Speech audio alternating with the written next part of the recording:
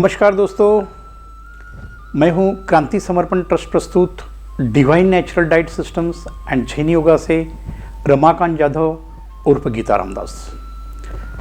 दोस्तों, हमारे ये ट्रेनिंग प्रोग्राम में आपका स्वागत है। आज हम सीख रहे हैं अंतर्गत शुद्धि के अंदर अभी तक हमने प्रथम देखा है हमने निर्जलालंघन, दूसरा हमने संजीवनी क्रिया, बड़े आंत साफ करने की क्रिया, और आज हम समझने जा रहे हैं, आज का हमारा प्रमुख विषय है हमारा जो आमाशय है, स्टमक, पेट की सफाई हेतु आज हम समझने जा रहे हैं। दोस्तों, हमारे आमाशय की साइज हमारे मुट्ठी इतनी ही होती है, मगर वो रबरी होने के कारण वो फैल सकता है, ज़्यादा से ज़्यादा फैल सकता है। यह हम जो भी अन्न खाते हैं वो प्रथम आमाशय मतलब पेट में प्रथम भाग में जाता है। दोस्तों, यह भगवान ने लगाई हुई हमारी बहुत डेलिकेट केमिकल फैक्ट्री है, जो कि हम जो भी अन्न खाते हैं उसका रूपांतर शुगर, विटामिन, मिनरल में करती है। ऐसा ये केमिकल प्लांट ईश्वरीय शक्ति ने हमारे पेट में लगाया है। दोस्तों, विज्ञान ने कितनी प्रगति की है। आज हम चपाती और चावल खाकर हमारा शरीर खून बना रहा है। खून से रस, रस से रक्त, रक्त से मांस, मांस से हड्डी, मेद, ये सब हमारे शरीर में प्रक्रिया होती है। दोस्तों, इसलिए हमारा प्रथम भोजन ये आमाशय में जाता है। यह हमारे पेट का पहला स्टेशन है। दोस्तों, जैसे ही आमाशय में भोजन पहुंचता है, जैसे ही हम पहला घास आमाशय में लेते हैं, तो हमारी जो ऑटोनोमस सिस्टम, जीवनी शक्ति है, उसको पता चल जाता है कि खाना आ रहा है, और सारे डाइजेस्टिव जूसेस, एसिड, इंसुलिन, जो भी डाइजेस्टिव सिस्टम के लिए ज़रूरी है, वह जितने पेट भर खाने के लिए मंजूर है, ज़रूरी है, उतने केमिकल्स पेट में आ जाते हैं। और होता क्या है दोस्त, कभी हम 2 बिस्किट खा लेते हैं, कभी 1 कप चाय पी लेते हैं, कभी 1 आधा समोसा खा लेते हैं, कुछ 4 वेफर पेट में डालते हैं। पेट को जैसे ही कार्बोहाइड्रेट का इनटेक हो गया, ये सारे जूसेस बॉडी में छोड़ देता है, और उसको ये बात का पता नहीं कि हम कितना खा रहे हैं।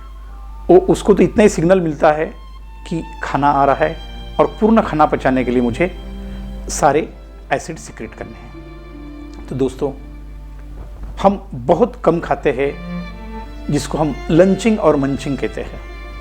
इसी के कारण हमारे एसिड में, ये पेट में, ये जो आपका जो भी चाय, समोसा वो पचा लेता है, मगर उसकी कंजम्पशन बहुत कम होती है। बाद में ये एसिड वगैरह सब अपने पेट में घूमते रहते हैं। ये जो डाइजेस्टिव सिस्टम है, उसका सिद्धांत आप बहुत अच्छी तरह से समझ लें, और इसके वजह से हमारे आमाशय में एसिड्स और बहुत सारे पदार्थ पड़े रहते हैं। दोस्तों, ये जो मैंने आपको सिद्धांत समझाया है, यह सिद्धांत है डॉक्टर श्रीकांत जिचकर। यह नाम आप सभी ने सुना होगा।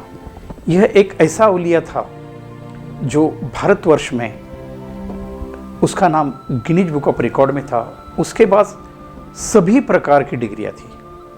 वह एक IAS ऑफिसर रहा है, वह आमदार रहा है, ये सारे पद उसने भोग लिए हैं।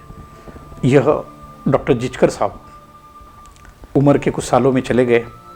फिर इनका ये सिद्धांत, इन्होंने हेल्थ अवेयरनेस के लिए यह सिद्धांत के ऊपर काम किया। फिर इसका जो है ये डॉक्टर दीक्षित नाम से ये प्रचलित होगा, ये फॉर्मूला परिचित हो गया। ये फॉर्मूले का वैशिष्ट्य यही है, जब भी आपका प्रथम घास जाता है, पूरे इंसुलिन्स, एसिड सब सिक्रेट हो जाते हैं, और वह 55 मिनट, एक बार आपने खाने के बाद 55 मिनट तक आप खाते रहेंगे तो भी दूसरा एसिड सिक्रेट नहीं होगा, मगर 55 मिनट के बाद अभी और भी कुछ खाते हैं तो और एसिड सिक्रेट होता है। दोस्तों, मतलब डॉक्टर जिचकर जी का कहना था, जो भी खाना है वह एक ही टाइम खाइए, जो भी खाना है पेट भर के खाइए, और जो भी खाना है और 55 मिनट के अंदर ख़त्म कीजिए।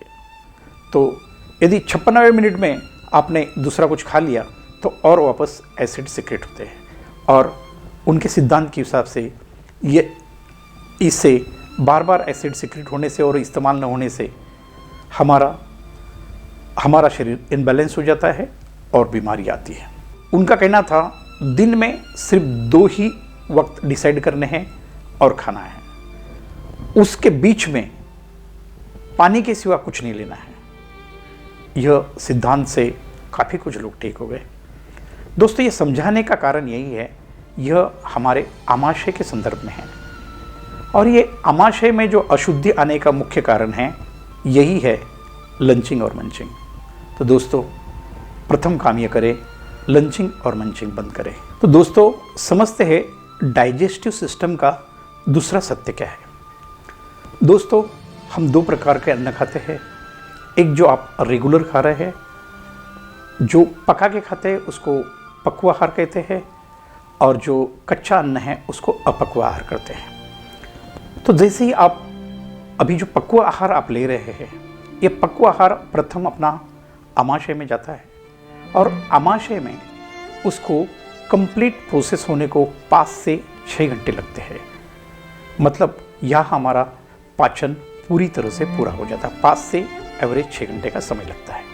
उसके बाद वह अन्न पचा या नहीं पचा, वो पेट को कोई मतलब नहीं है, वो सीधा छोटी आंत में ढकेल देता है। छोटी आंत में उसके ऊपर प्रोसेस होती है, और वहाँ से कुछ शरीर ऑब्जर्व कर लेता है। उसके बाद यह अन्न जो वेस्टेज है बड़ी आंत में ढकेला जाता है। ये लगभग 6 घंटा छोटी आंत में रहता है, और उसके बाद वो बड़ी आंत में ढकेला जाता है। बड़ी आंत में भी लगभग ये 6 घंटा रहता है। मतलब आप पक्व आहार खाते हैं, जो इंटेक करते हैं, वो पूर्णतः बाहर निकलने को 18 घंटे का समय लगता है। इसीलिए आप देखते होंगे जो योगी और यौगिक मार्ग के लोग हैं, वो 24 घंटे में एक ही बार खाना खाते हैं। यह इसके पीछे का कारण है। दोस्तों, यह हमने पक्व आहार के मामले में सुना, तो हम अपक्व आहार का सिस्टम समझते हैं। अपक्व आहार ये हमारा मूल ईंधन है। ये बहुत जल्दी डाइजेस्ट होता है। लगभग आप जूस या कच्चा कुछ भी खाते हैं तो वह सिर्फ 1 से 1.5 घंटा आपके आमाशय में रहता है। उसके बाद में ये 1 से 1.5 घंटा छोटी आंत में रहता है, और 1 से 1.5 घंटा ये बड़ी आंत में रह के बाहर निकलता है। मतलब लगभग ज़्यादा से ज़्यादा हम जो अपक्व आहार ले रहे हैं, जो हम रॉ फूड ले रहे हैं, उसको हमारे शरीर में बाहर निकलने के लिए सिर्फ ज़्यादा से ज़्यादा 5 से 6 घंटे के अंदर वो पूरी तरह से बाहर आ जाता है। दोस्तों, ये डाइजेस्टिव सत्य हमने हमारा जो मूल आहार लेने की वजह से हमारा 18 घंटे से 6 घंटे पर डाइजेस्टिव टाइम आ गया। तो दोस्तों, इससे हमारे जीवनी शक्ति को आराम मिलता है, और ये हमारा शरीर ठीक करने में हमें सहयोग करती है। तो दोस्तों, इस संदर्भ में हम एक छोटा सा वीडियो क्लिप देखते हैं। खाना है, पेट में कुछ गलत चला भी गया तो उसे कैसे बाहर निकालना है, इनके बारे में जानकारी होना आवश्यक है। डकार भी शरीर का एक मैसेज होता है, एक छोटा मैसेज जो हमें बहुत कुछ बताता है। इसका रहस्य और महत्व जिसने जान लिया, उसके द्वारा खाया हुआ भोजन पूरी तरह से हजम होता है और शब्द धातुएं बनती है। हमारे आमाशय का साइज एक मुट्ठी जितना होता है। ध्यान दीजिए दोस्तों, इसी में हमारा सारा भोजन इकट्ठा होता है। ये आमाशय है छोटा, पर ये अपने आकार से 3 से 4 गुना बड़ा हो सकता है, क्योंकि ये थैली नुमा है। इस जगह हमारा भोजन लगभग 5-6 घंटे के लिए रुकता है। अब आगे थोड़ा ध्यान से समझिए। जब सुबह सुबह हम खाली पेट होते हैं तो आमाशय सिकुड़ सा जाता है। इसमें कुछ शुद्ध वायु रहती है। जैसे ही आमाशय में पहला भोजन पहुंचता है, और आमाशय भोजन से लगभग आधा भर जाता है, लगभग इतना, तो आमाशय की शुद्ध वायु हमारे मुंह में आती है, जिसको तृप्ति डकार कहा जाता है। इस तृप्ति डकार द्वारा हमारा आमाशय हमें चेतावनी देता है कि अब तृप्ति हो गई है, खाना बंद कर दिया जाए, क्योंकि आमाशय आधा तो भोजन से भरता है और आमाशय का 1/4 भाग पाचक रसों से भरता है। अब बाकी बचा 1/4 भाग खाली रहना जरूरी है, क्योंकि आमाशय में भोजन को हजम करने के लिए मैकेनिकल एक्शन मंथन क्रिया होती है, जो भोजन को हजम करने में मदद करती है। इसको आप इस सरल उदाहरण से भी समझ सकते हैं, जैसे कि अगर हम मुंह को पानी से पूरा भर लेंगे तो कुल्ला नहीं कर सकते, और मटके को दही से पूरा भर लेंगे तो दही का बिलोना नहीं कर सकते। ठीक ऐसे ही अगर हम आमाशय को खाली नहीं छोड़ेंगे तो आमाशय में मंथन क्रिया नहीं होने वाली। लेकिन हम तो आमाशय की इस तृप्ति डकार द्वारा दी गई चेतावनी की परवाह ही नहीं करते। हम और अधिक खाते हैं, और अधिक खाने से जब हमारा आमाशय भोजन से पूरा भर जाता है तो जो थोड़ी बहुत शेष बची हुई शुद्ध वायु थी वो डकार के रूप में बाहर आती है, जिसे पूर्ण डकार कहा जाता है। इस पूर्ण डकार द्वारा हमारा आमाशय हमें चेतावनी देता है कि अब वह पूरा भर गया है, अब भोजन को हजम करने में वह कोई मदद नहीं कर सकता। लेकिन बात यही तक खत्म नहीं होती। भोजन को हजम करने के लिए जो एसिड या पाचक रस चाहिए थे वे फिर भी निकलते हैं, क्योंकि यह शरीर का नियम है। उस एसिड को आमाशय में जाने के लिए जगह नहीं मिलती, क्योंकि आमाशय को तो हमने पहले ही पूरा भर लिया है।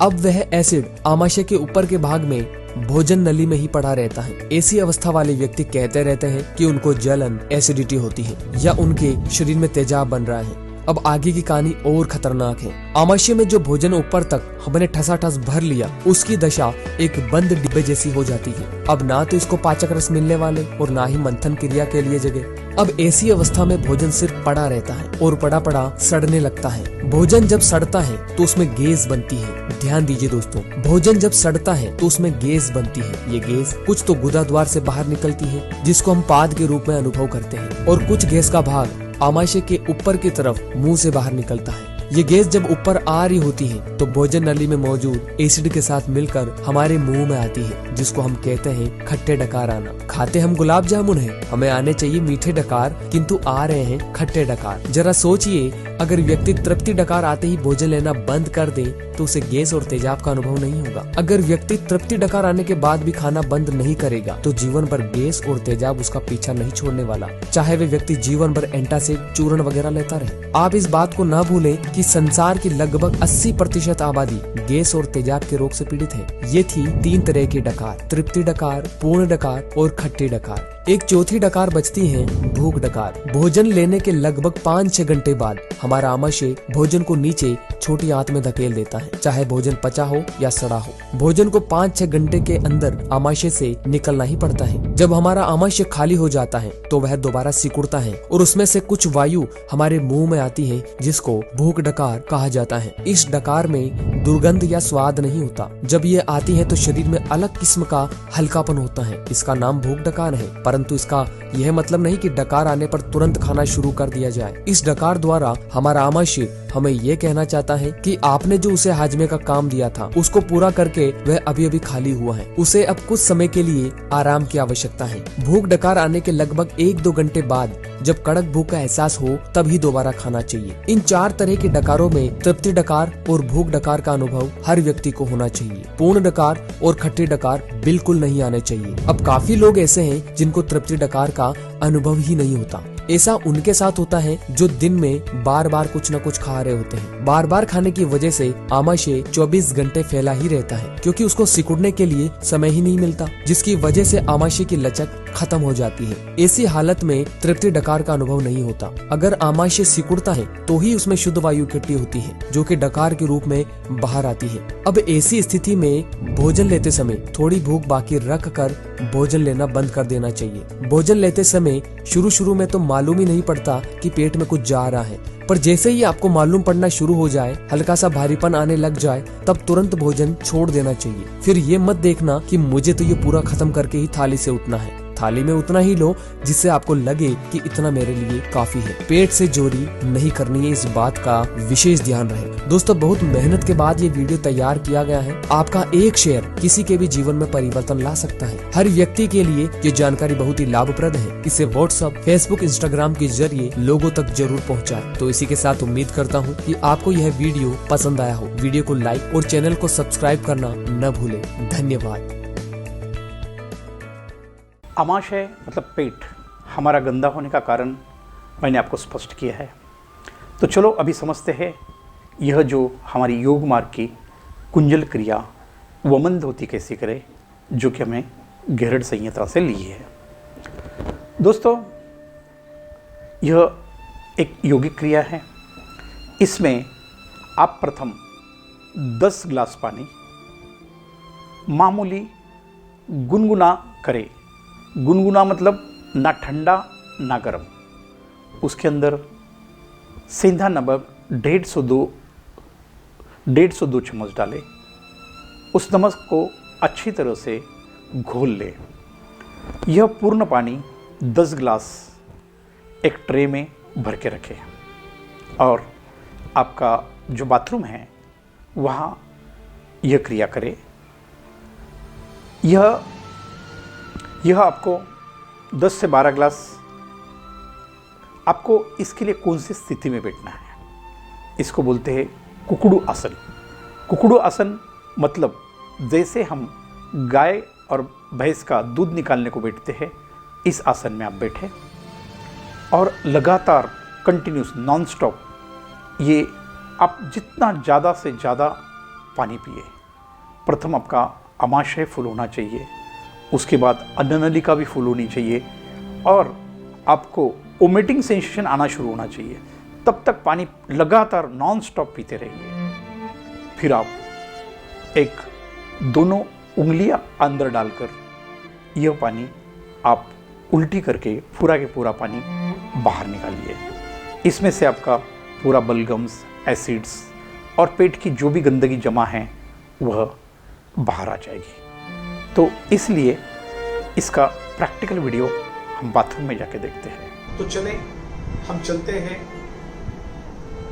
बाथरूम तक, ये प्रैक्टिकल क्रिया हम समझ सकें। तो चले हम बाथरूम की ओर चलते हैं। तो नमस्कार दोस्तों, अभी हम जानेंगे कुंजल क्रिया वमनधोती। तो इसके लिए एक महत्वपूर्ण हथियार लगता है, यह टंग क्लीनर। इससे अपनी जीभ भी साफ होती है और यह हमें मुंह के अंदर वोमिटिंग करते समय ये अंदर डालकर हमारी पड़जिभ जो है वो दबाने हेतु और वोमिटिंग करने हेतु इसका महत्वपूर्ण उपयोग है। यह नहीं है तो आप उंगली का भी इस्तेमाल कर सकते हैं, मगर ध्यान रखें उंगली में नाखून ना हो। इसमें सबसे विशेष बात यही है, यह आपने इसकी पहले प्रथम तैयारी होनी चाहिए। कम से कम अपने पास 10 गिलास गुनगुना नमकीन पानी स्टॉक में होना चाहिए। कितना नमकीन होना चाहिए?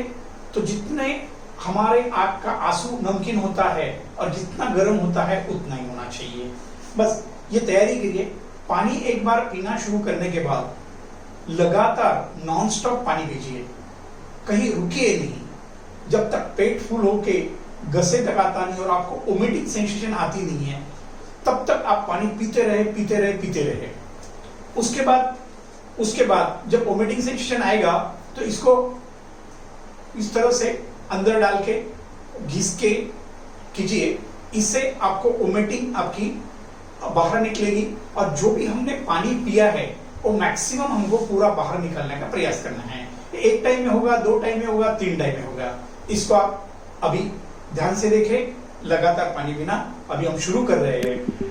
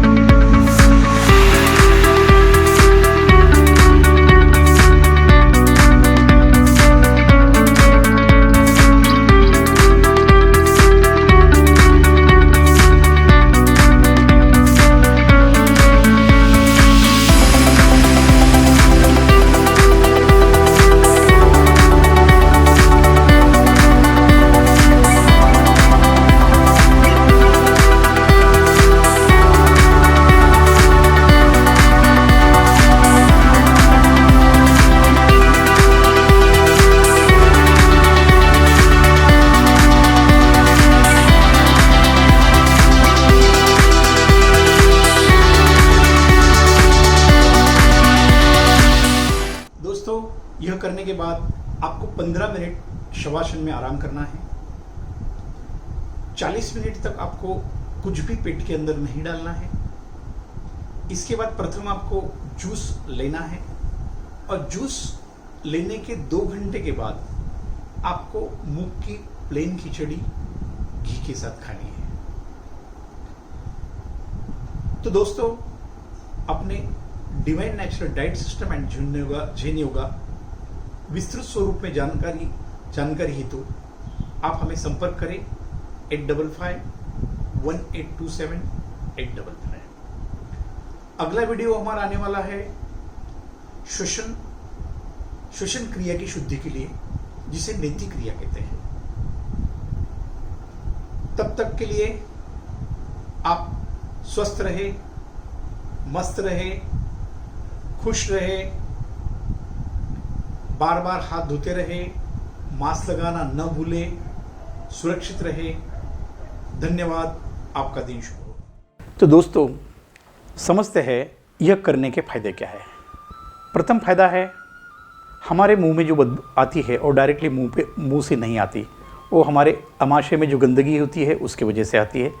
आपके मुंह की जो बदबू है वो ख़त्म हो जाएगी। दूसरा, आपको तुरंत एसिडिटी में राहत मिलेगी। जॉन्डिस के लिए बहुत गुणकारी है, ब्लड प्रेशर के लिए भी बहुत गुणकारी है। और सबसे बड़ा फ़ायदा तो मैंने समझा है, हमारी जो अंदर जो गंदगी भरी थी वो बाहर निकली, मतलब हमारे रोग कम हो जाएंगे।